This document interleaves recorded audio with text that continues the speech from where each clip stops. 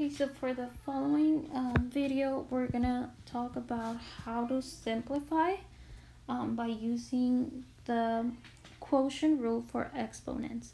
So the quotient rule for exponents says that if we have a to the m over a to the n, then this will be a to the m minus n. So this is totally the opposite from the product, right? In this case, we have a quotient, so a fraction, and instead of adding the two exponents, we're going to be subtracting them. So quotient is the opposite of product, right? It's division, opposite of multiplication, so the exponents are going to do the opposite. So instead of adding, we're going to be subtracting the exponents in the quotient rule. Okay, so let's go over a couple of examples. We have 5 to the 7th over 5 to the 4th. Because we have the same base, and that's another requirement. The same thing as with the product rule, we need to have the same base. So in this case, because we have the same base 5 on the numerator and denominator, then we can go ahead and subtract the exponent. So 5 to the 7 minus 4, which is 5 to the 3rd power, and this gives us 125. Okay, so this is the quotient rule. We need the same base, so we can subtract the exponents in the denominator and the denominator.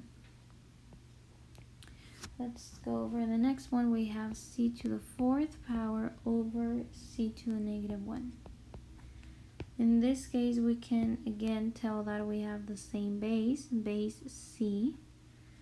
So we can go ahead and apply the quotient rule. So we will have c4 minus, now here I'm going to use a parentheses and negative 1. The reason why I'm using a parenthesis is because I have another negative value, right, which is the exponent in the bottom. And then from here, I can see that I have a negative and a negative, so this will make a positive.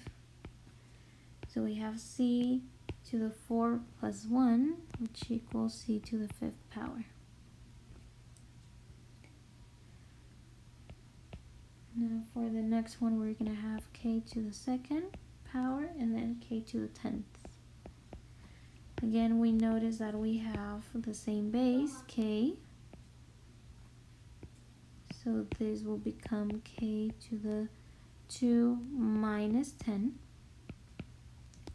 So 2 take away 10 will become 8 negative, right? Now because we have a negative exponent, that means that k is in the wrong place, so this will become 1 over k to the positive 8. So we want positive exponents, we don't want negative exponents. And then the last but not least, we have 2 to the 3rd power over 2 to the 7th power. And then in this case as well, we can tell that we have the same base on the numerator and denominator, so we can apply the quotient rule. So this will become 2 and then 3 minus 7. Now 3 minus 7, right, will give us negative 4. And then this is a negative value, right? So that means that 2 is in the wrong place. So this can be written as 1 over 2 to the 4th power, which is 1 to the 4th over 2 to the 4th, which becomes 1 over 16. So notice how we're kind of like combining the quotient rule with the power rule in a quotient, because we distributed the 4 to the numerator and denominator and then simplified, right? So 1 over 16.